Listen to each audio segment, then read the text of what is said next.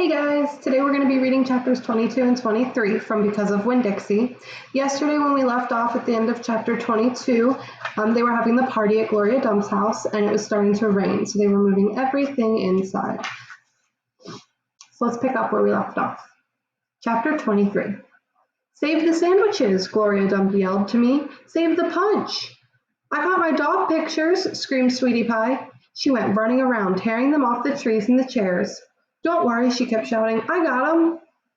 I grabbed the platter of egg salad sandwiches and the preacher grabbed the punch and we ran into the kitchen with them. And when I ran back outside, I saw that Amanda had hold of Miss Franny Block and was helping her into the house. Miss Franny was so teetery in her high heels that the rain would have knocked her right over if Amanda hadn't held on to her. I grabbed Gloria Dump's arm. I'm all right, she said, but she put her hand on my arm and held on to me tight. I looked around the garden before we left. All the crepe paper was melted and the candles were out, and then I saw Otis. He was standing there by his jar of pickles, looking down at his feet. Otis, I hollered at him over the rain, come on, we're going inside. When we got in the kitchen, Amanda and Miss Franny were laughing and shaking themselves like dogs. What a downpour, said Miss Franny. Wasn't that something? That came right out of nowhere, said the preacher.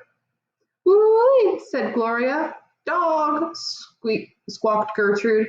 I looked at her. She was sitting on the kitchen table. The thunder was really booming and cracking. Oh no, I said. I looked around the kitchen. Don't worry, said Sweetie Pie. I saved them dog pictures. I got 'em right here.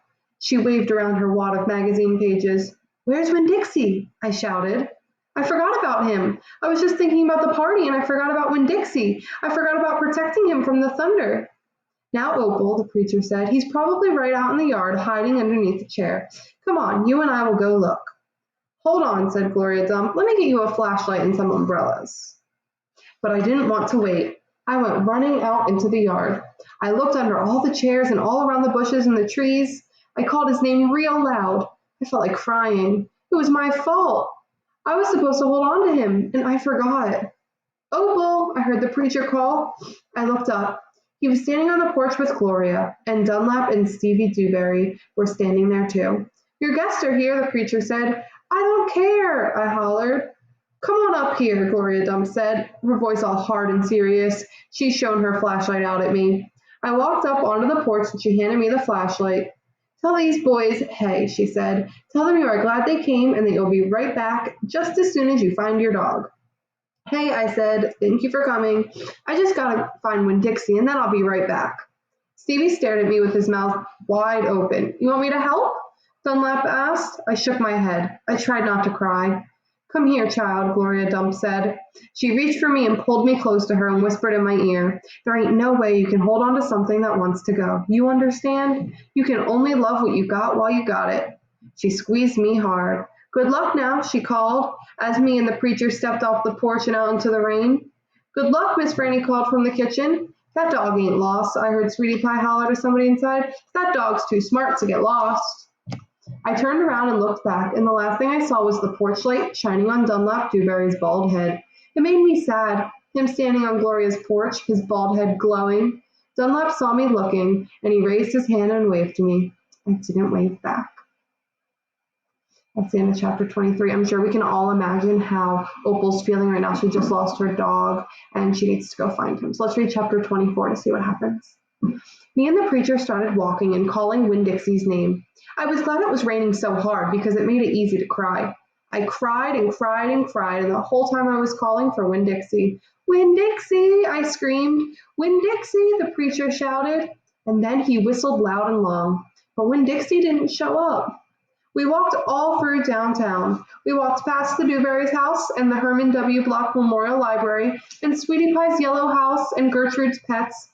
We walked out to the Friendly Corners trailer park and looked underneath our trailer. We walked all the way out to the Open Arms Baptist Church of Naomi. We walked past the railroad tracks and right down Highway 50.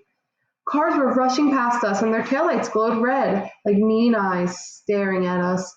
Daddy, I said, Daddy, what if he got run over? Opal, the preacher said, we can't worry about what might have happened. All we can do is keep looking. We walked and walked, and in my head, I started on a list of 10 things that I knew about Winn Dixie. Things I could write on big old posters and put up around the neighborhood, things that would help people look for him. Number one was that he had a pathological fear of thunderstorms. Number two was he liked to smile using all his teeth. Number three was he could run fast. Number four was that he snored. Number five was that he could catch mice without squishing them to death. Number six was he liked to meet people. Number seven was he liked to eat peanut butter. Number eight was he couldn't stand to be left alone. Number nine was he liked to sit on couches and sleep in beds. Number 10 was he didn't mind going to church. I kept on going over and over the list in my head. I memorized it the same way I had memorized the list of 10 things about my mama. I memorized it so if I didn't find him, I would have some part of him to hold on to. But at the same time, I thought of something I had never thought of before. And that was a list of things couldn't even begin to show somebody the real Winn Dixie. Just like a list of 10 things couldn't ever get me to know my mama. And thinking about that made me cry even more. Me and the preacher looked for a long time, and finally he said we had to quit. But Daddy, I said, Winn Dixie's out there somewhere. We can't leave him. Opal, the preacher said, we have looked, and there's only so much looking we can do. I can't believe you're going to give up, I told him. India, Opal, the preacher said, rubbing his nose, don't argue with me. I stood and stared at him. The rain had let up some. It was mostly a drizzle now. It's time to head back, the preacher said.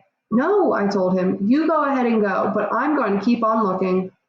Opal, the preacher said in a real soft voice, it's time to give up.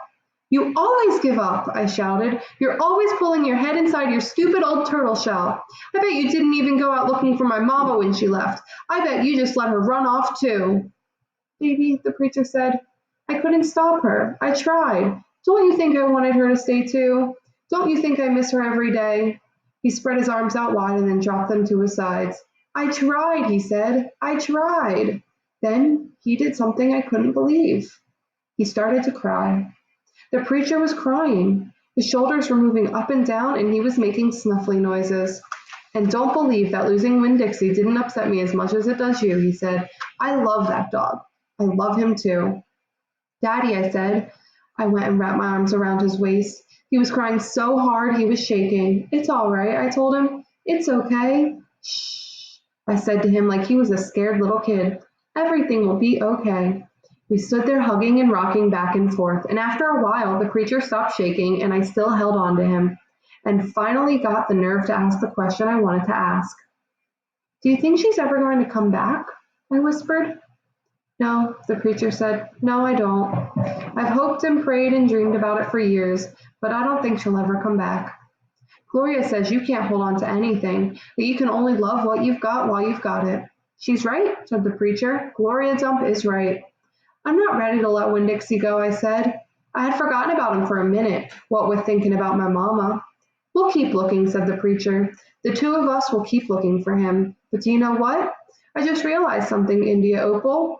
When I told you your mama took everything with her, I forgot one thing, one very important thing that she left behind. What? I asked. You, he said. Thank God your mama left me you. And he hugged me tighter. I'm glad I've got you too, I told him, and I meant it.